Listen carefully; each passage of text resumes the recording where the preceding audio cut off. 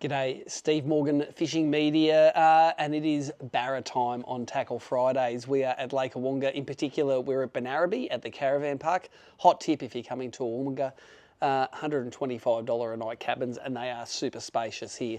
But we are getting ready for the very first day of competition of the spring Xeric Barra series events. It's the Mollucks round at Lake Awoonga. We did a big ABT live show last week, talked to Peter Herbst about some of the Molluck stuff. And talk to the Wilsons guys about just how well the Barra series is going.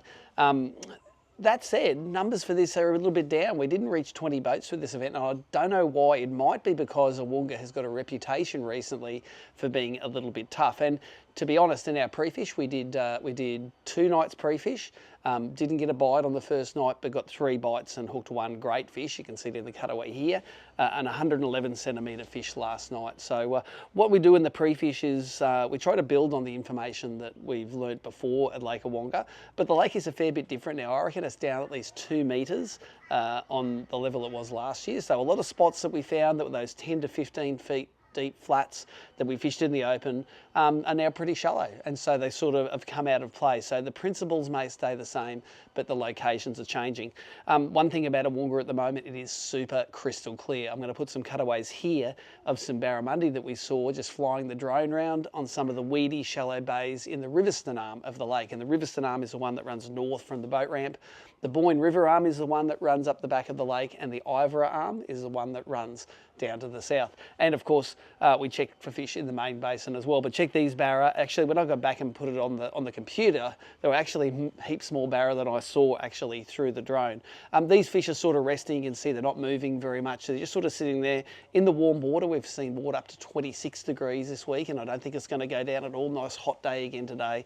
So we've always wanted a Xeric Barra Series tournament at Awoonga at exactly the time of the year when we get that first real warm-up. Well, that's exactly what's happening now. And I thought what I'd do today for Tackle Fridays is take you through all of the tackle and techniques, some of the old favourites, but some of the new stuff, so that if maybe you're going barra fishing somewhere, you might get some ideas on some of the tackle you might want to take with you.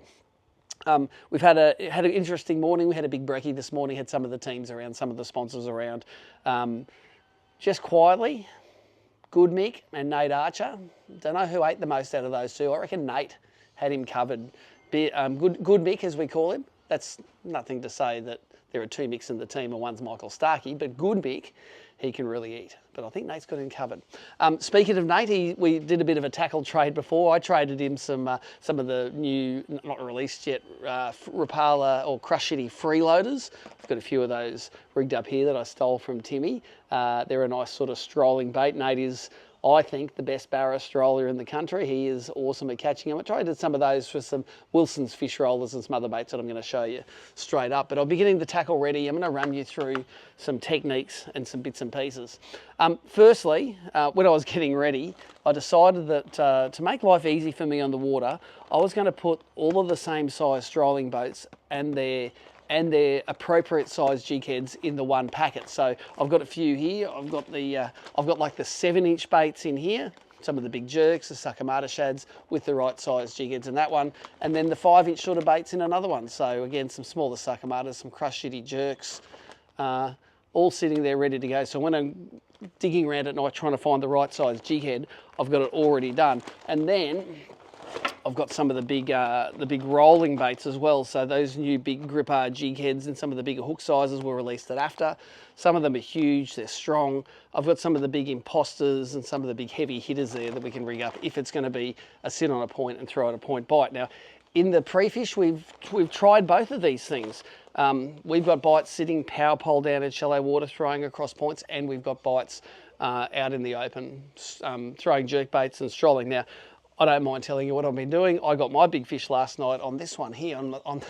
You do what you're good at when it's tough, and that was the Awoonga coloured Samaki DS80 Reddick on my favourite Target 1 scoping rod. So that lure there, I'd never actually caught a fish on that one before, and it wasn't really one of my favourites, but I've been making a real effort to fish some of my non-favourite colours at the moment. And that Awoonga colour, it's averaging a metre 11 at the moment. So rigging up, this has been one of my favourite colours recently as well, that the Silver Sides colour. So I've got those two rigged up. If Nicole in the back of the boat and I'm in the front of the boat are scoping, that's what we're going to be using when we're throwing jerk baits. They're rigged up, new hooks, new everything, all ready to go. If it's going to be a feeding bite on a point, we have tackle like this rigged up. It's a Molex round, so we've got the Molex Shad 140 rigged up there on the Shimano DC 30-pound braid, 55-pound Schneider leader, one of the Wilson's fast atch clips, and I don't mind tearing my Molexes up, so I put the second treble on the back there. If I tear up a Molex on every metre 10 barra, I'm happy with that. And I was trying some deeper water stuff yesterday, and that wasn't rigged with the stinger or anything, but that's a 1.5 ounce Grip R jig head that I could punch out with that Swim Freak Power Miller rod there. And not really success on that, but I've got those rigged up in case we're going to be fishing a feeding bite. Now, a little bit of stuff. We did find some fish in deeper water down yesterday, and of course Nicole has been to the Liam Robinson School of Vibing. That's an Anita coloured fish trap on the snap. He says use the snap, doesn't he, Nicole? It's like you got to use it on the snap. 55-pound Schneider and a super light BARRA Vibe Miller rods there with the diver exist. Nicole does have the best vibing gear. Mulleting, haven't really had positive responses to mullet yet. I think it's because the water is sort of still cool. A lot of the time at night it's 21 to 23 degrees. Catfish like it, but that red mullet, red devil coloured mullet, always a staple, especially as that water warms up. Got one of those rigged up. That's on the 1.5 jerkbait rod. Even though I don't really like it for jerkbaits, I like the Target one. The 1.5 is I reckon a great mulleting rod. And of course, I'm on my learning curve for mid-level strolling for BARRA. So I've got a few outfits rigged up there.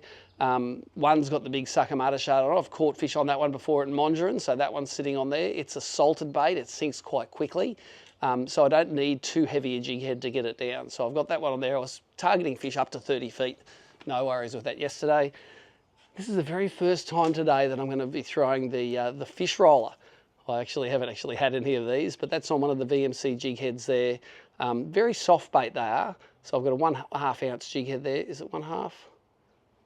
It is 1/2 ounce. So 1.5 ounce, about a 5/0 hook in that one there. Again, the 55-pound Schneider leader, fairly short. Only got maybe not even 2 feet of leader there, because if I don't have to wind it through the eyelets of this 13 rod, I won't. That's got the 3,000? No, it's a 4,000 C size TD black reel we have on there. Now let's show you some of the other baits. I did pinch some fish rollers off Nate, so there you go. I've got some of the, that's the 6 inches where you get 4, or 6.5 inch where you get 4 in a packet. Got some of them. He gave me some 7 inches as well. So that fella there, you get 3 in a pack for those. Sponsor Karma right there, the Raid fish roller. But he also gave me one of these things. So these are interesting. When Nate won a tournament at Mondrian 2 tournaments ago, this is a line through plastic swim bat. Now I think the down south guys invented this for, and I've dropped that all over the ground, I think they've invented this for cod fishing, but line through is a great idea. And let me tell you why. When a fish eats this, the lure goes flying up the line, hook stays in the fish's mouth. So in theory, no better way to catch a barra, because we've all hooked a barra on a lure and have a jump and throw the lure, because there's that hook and then there's a heavy weight hinging very close to the bait. So I'm going to rig that one up and give that a try tonight. You can rig them, I assume, you can rig them with or without maybe you have to rig them with the weight, because otherwise it'll just tear through. So there's a little weight on the inside there, come with the big treble. The brand is Ignite. So that's it there, the Ignite Fury 220, specifically designed for Murray cod, it says on the back. So let's take that guy out of its comfort zone. Now we've just finished rigging here, got to load up the boat, put some ice, put some drinks in it. We're going to get up to the event site a little bit early, set up the tent, get ready for the briefing. The cool thing about the BARRA Tour events, all run on the app, and you can follow the scoreboards live. So tonight, you can, between 4 p.m. and midnight, you can go to abt.org.au and you can get all of the scoreboards live, see who's catching them. The only thing that's not going to be live is that people are maybe up the river and haven't got coverage, but most teams will be able to get it in. Let's see how Awoonga fishes. Put in the comments below, how big do you think the biggest barra is going to be? I caught a metre 11 last night and I definitely saw bigger fish on the scope, so I wonder if we're going to crack the 120 mark at this joint.